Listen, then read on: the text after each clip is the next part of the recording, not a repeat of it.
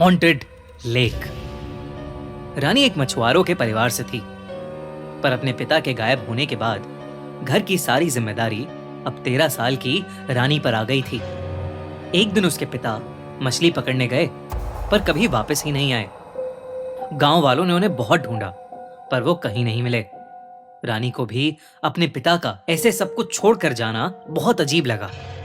उसे उन पर गुस्सा भी आता था, पर उसे अपने परिवार का पेट पालना था। माँ ज्यादातर बीमार रहती थी, इसलिए उसी को सब कुछ करना पड़ता था। उनका परिवार सालों से मछली पकड़ने का काम करता था। वो अपने बाबा के साथ कई बार नदी किनारे जाया करती थी। उसके बाबा उसे नदियों की, मछलियों की बहुत सारी कहानियां सुनाते। उसके बाबा हमेशा कहते थे, हम जो सोचते हैं, जिसे याद करते हैं, नदी भी कुछ वैसा ही दिखाती है हमें। रानी को यह सब कभी समझ नहीं आता था, बस ये सब कहानियां और किस्से सुनकर मजा आता था।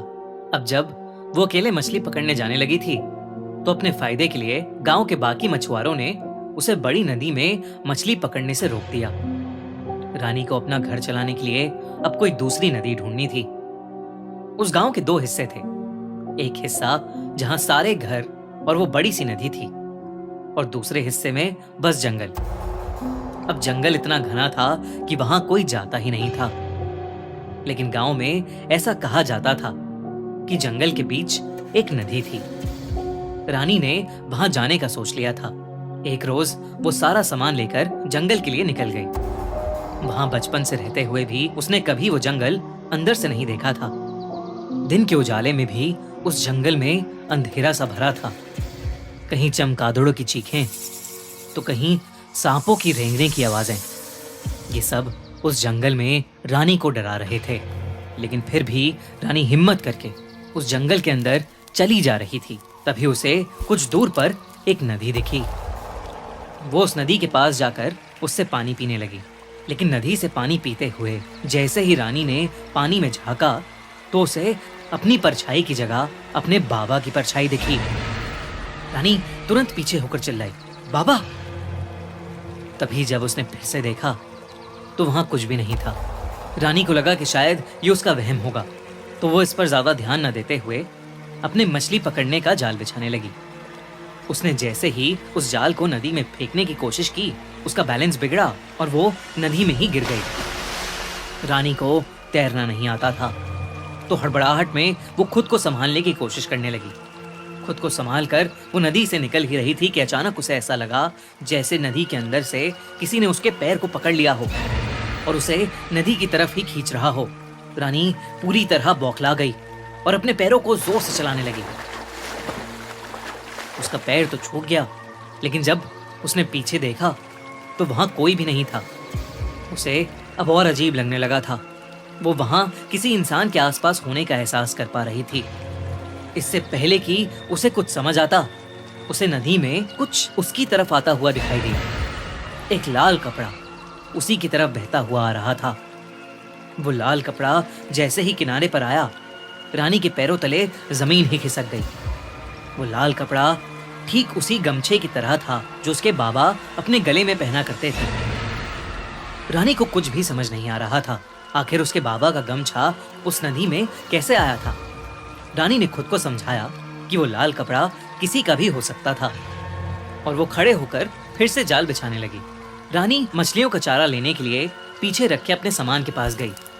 जब उसने अपने सामान का थैला खोला, तो उसके बीच उसे अपने बाबा की एक फोटो दिखी।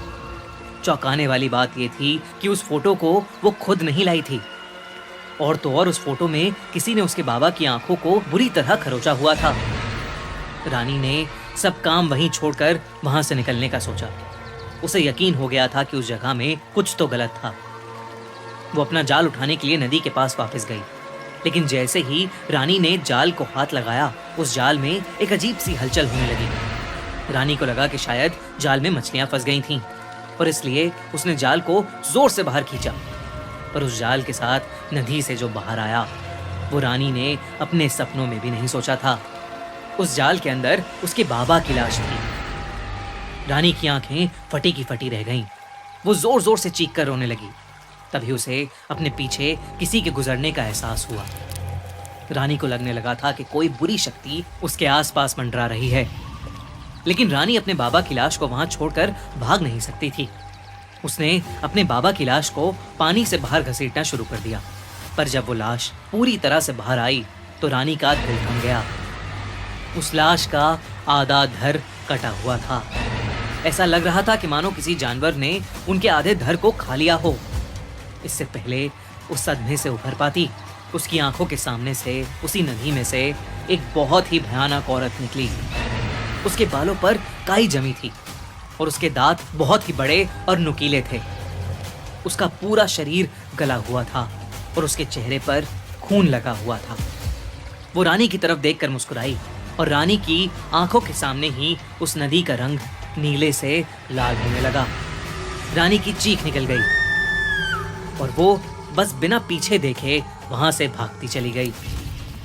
उस दिन के बाद से रानी कभी दोबारा मुड़कर उस जंगल के अंदर नहीं गई। किसी ने भी उसकी बात पर विश्वास नहीं किया, पर उसे यकीन था कि शायद उसी की तरह किसी दिन उसके बाबा भी वहां मछली पकड़ने गए होंगे और वहां उनका सामना उस भयानक समुद्री चुड़ैल से हुआ होगा। रानी को सदमे से बाहर आने में बहुत समय लग गया। रानी अब ठेले पर सब्जी बेचकर अपना घर चलाती है, पर आज तक उसे उस भयानक घटना के सपने आते हैं।